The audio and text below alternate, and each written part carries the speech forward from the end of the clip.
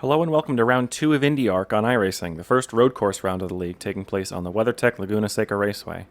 Still a fairly small grid in this race. We were expecting 11 cars or so, but starting this race with 7, 6 of us having raced in round 1. On pace, I should be starting this race in P2 behind Bordeaux, but unfortunately I made mistakes on both of my qualifying laps, failing to set a time, so starting in P6 on the basis of my practice time.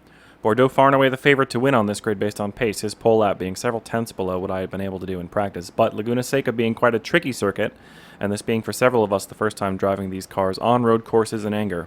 Suffice it to say, plenty of potential for the race to throw an interesting result. As we jump to the start of the race, the pace car pulling in and we prepare for the green flag. A fairly small grid on a medium-length track, so hopefully lap 1 will feature clean racing by all. The green flag drops, and the field racing towards the first corner, everyone getting through well to start with.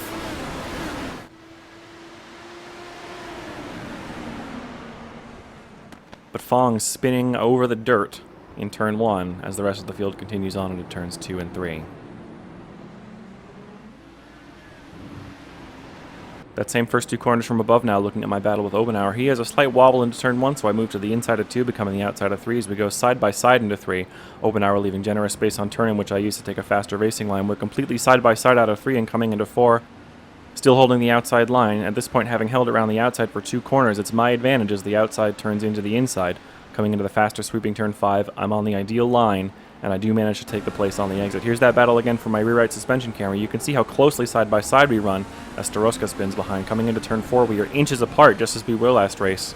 The speed being slightly slower this time, but the racing being just as tight.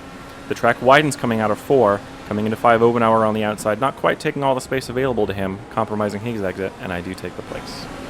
On board with Staroska, taking a look at his lap 1 incident. Getting on the power out of 3, he loses the rear end, keeping it on the track, but facing in the wrong direction. A theme of this race definitely being that it can be difficult to get on the power in these cars at low speed without the benefit of the downforce from the moving air pushing the car into the ground. Jumping now to lap 2, my attention shifting on this lap from Obenauer to McCarthy. We come into turn 1 as McCarthy makes a mistake, taking some dirt on the inside of the corner. I swoop around to the outside line, hoping to carry the speed to the inside of 3, and I am able to do so, moving up another place on lap 2.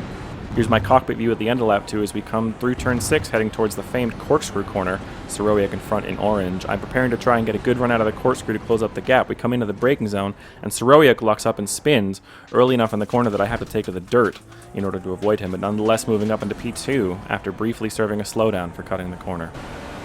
Lap 3 now on board with Obenauer coming into turn 6. He commits slightly too much on turn-in, clatters the red mounted concrete on the inside of the curb, the cost being damage to his front wing.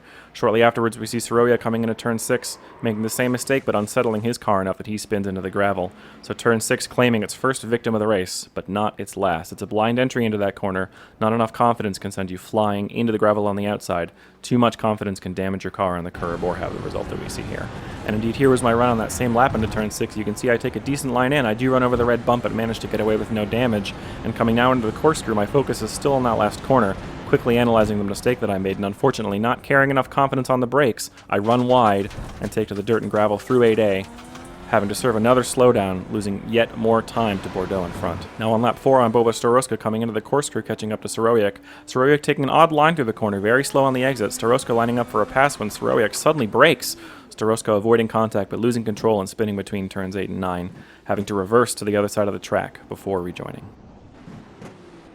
As we see now, Sarowiak still going slowly and pitting. It turns out the cause of his slowness was an issue with his real-life pedals, his throttle pedal being stuck partially open, so Sarowiak pits to attempt a real-life repair on his hardware. Lap 6 now on board with McCarthy in P3, a rear lockup and a spin coming into the last corner, giving me a little more breathing room in P2. On board with me on the next lap on the run out of turn 6, approaching the corkscrew, braking at roughly the right point, but again lacking ultimate confidence on the brakes, running wide into 8 and taking to the dirt and gravel for a third time and serving a third slowdown. So Bordeaux in front continuing to run away with the win clearly in sight for now. Coming down at lap 9 with Obenauer again at turn 6, this time the curb of death unsettling the rear of his car in circumstances very similar to Sarowiak on lap 3. Obenauer attempting to rejoin the track and spinning again, trying to get the power down at low speed, so Obenauer perhaps sustaining some sort of suspension damage as well. Later on the same lap, we see Staroska also in turn 6, hitting the inside curb, sustaining damage. Lap 10 on board with McCarthy on the main straight as he takes a creative approach to track limits, ultimately revealing the limitations of iRacing's physics when it comes to trackside objects, what should be a hard plastic bollard wedging in his front left suspension as he comes through the first part of the lap, not sustaining any damage from this incident, taking this bollard for the ride of its life. as it finally jumps overboard between turns 3 and 4. Staroska now on lap 12 approaching the long sweeping turn 5. A bit of hesitation and a wobble on entry, sending him spinning through the whole track and off it, so no corner seeming particularly safe from incidents at this stage. Watching Fong now on lap 14 approaching the corkscrew, he spins on entry, attempts to regain control by accelerating off the line, but not quite leaving himself enough space to actually come full circle.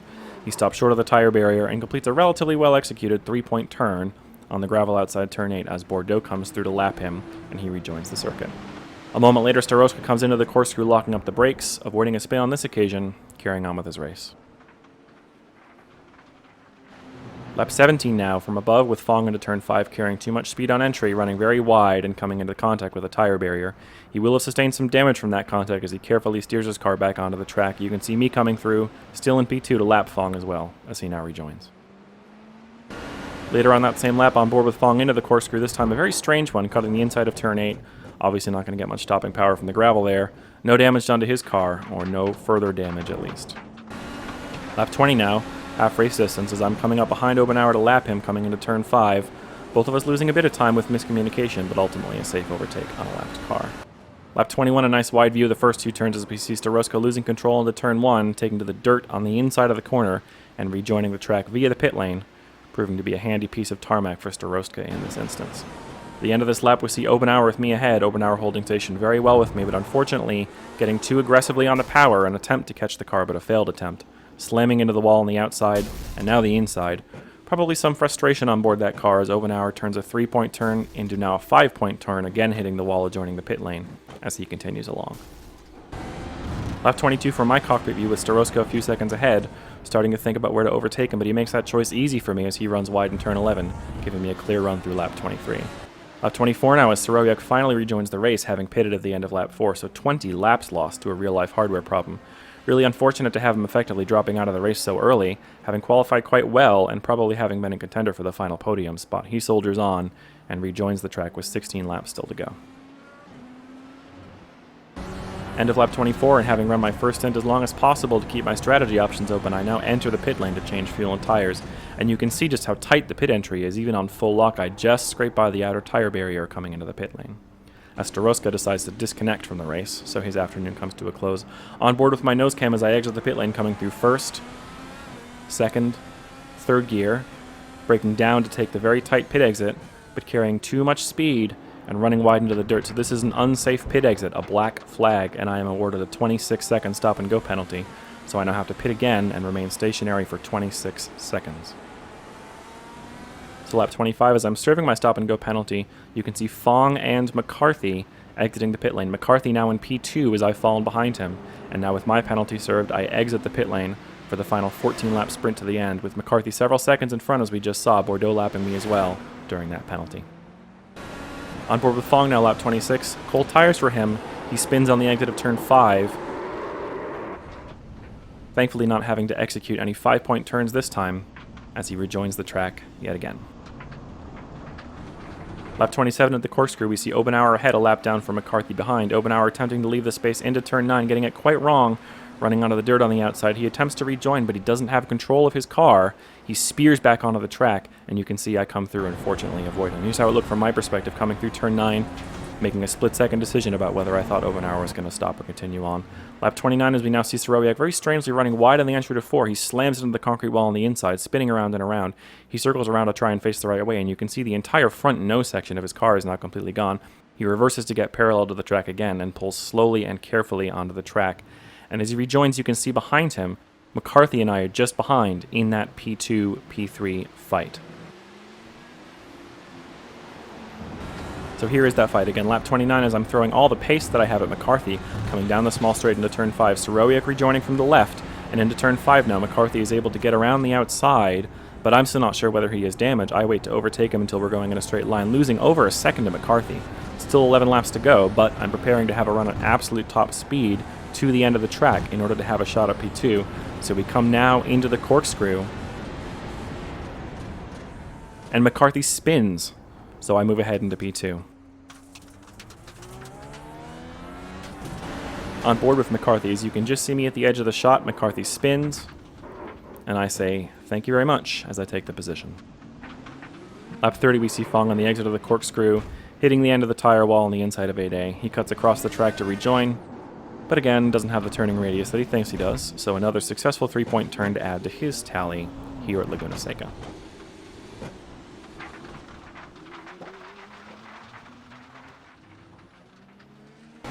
While this is happening, Obenauer just behind coming into turn 6, again unsettling the rear, spinning across the track. Lap 31, McCarthy trying to close down the gap to me in P2, making the same mistake as Fong a lap earlier, but avoiding any contact, reversing neatly off the track. Lap 33, 7 laps to go, we see Soroyak spinning into the final turn. He attempts to rejoin by circling around onto the racing line. As he does so, Fong also making a mess of turn 11, synchronized spinning from the pair of them as they both rejoin. Lap 33 on board with Obenauer into turn 3, hitting the death curb on the inside and spinning into the dirt. The track narrow enough here that he also has to execute a 3-point turn. So definitely every corner of the track proving to be a challenge for us. Lap 35 with McCarthy in P3, turn 6, this time the inside curb sending him careening to the outside of the track, keeping it under control as he rejoins. As Bordeaux, the race leader, makes a rare small mistake into the corkscrew, having to catch the rear end of the car. A meticulous and flawless drive from him otherwise as we come into the final 5 laps of the race with the entire field 1 lap down. Lap 36 now on board with me. Fong ahead as he comes into turn 1. He drops the rear end of the car and spins. I'm prepared to go to the inside of the corner, but a moment of hesitation and we make heavy contact. As you can see, he's flipped over completely. I carry on, not sure if this is my race over or if I can continue driving. Coming into turn 3, I have no front end grip, running completely wide. Unbeknownst to me, my front wing is now completely gone. I'm able to continue, having to turn into turn 4 in second gear, so now all of my focus is on the gap behind McCarthy in P3. 4 laps still to go, but no guarantees that I can hold on to P2. So here's that incident on board with Fong. He spins the car around to the very outside of the track, off the racing line, but continues to move forward. I'm already committed to the inside. I briefly deviate from that line, this being the result.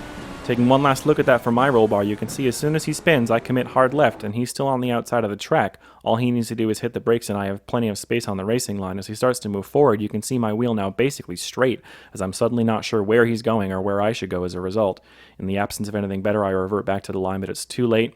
He's now drifted forward to the middle of the track, and I have nowhere to go. So lap 38 now, 2 laps to go, as I'm continuing to manage the damage. Coming into turn 1, you can see how slowly I'm having to negotiate the first 2 corners. My straight line speed isn't affected, but I have no front end grip.